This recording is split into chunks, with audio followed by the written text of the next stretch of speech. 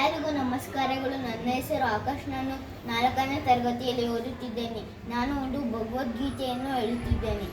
ಓಂ ಪರಮಾತ್ಮನೇ ನಮಃ. ಶ್ರೀಮದ್ ಭಗವದ್ಗೀತಾ ಅಥ ದ್ವಾದಶೋಧ್ಯಾಯಃ. ಭಕ್ತಿ ಯೋಗಃ. ಅರ್ಜುನ ಉವಾಚ ಏವಂ ಸ್ವತತಯುಕ್ತಾ ये भक्तास्त्वां पर्युपासते ये चाप्याक्षरम् अव्यक्तं तेषां के योगवित्तमाः.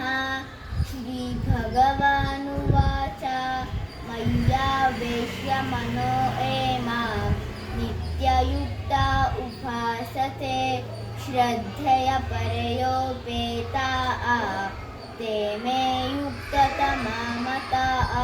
ये त्वक्षरमनिर्देश्यम् अव्यक्तं पर्युपासते सर्वत्र गमचिन्त्यं च कूटस्थमचलं ध्रुवं संनियम्नेन्द्रियग्रामं सर्वत्र समबुद्धयः ते प्राप्नुवन्ति मामेव सर्वभूतहिते रताः.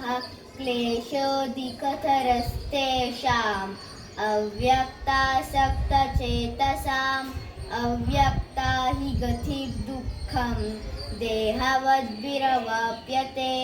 ये तु सर्वाणि कर्माणि मयि सन्न्यस्य मत्पराः अनन्येनैव योगेन मां ध्यायन्त उपासते तेषामहं समुद्धर्ता मृत्युसंसारसागरात् भवामि न चिरत्वार्ता. मय्यावेशितचेतसां मय्येव मन आदत्स्व मयि बुद्धिं निवेशय निवसिष्यसि मय्येव अत ऊर्ध्वं न संशयः. अत चित्तं समादातुं न शक्नोषि मयि स्थिरम् अभ्यासक्तयोगेन ततः मामिच्छाप्तुं धनञ्जय. ॐ तत्सदिति श्रीमद्भगवद्गीतासु उपनिषत्सु ब्रह्मविद्यायां योगशास्त्रे श्रीकृष्णार्पणसंवादे भक्तियोगो नाम 12ोऽध्यायः.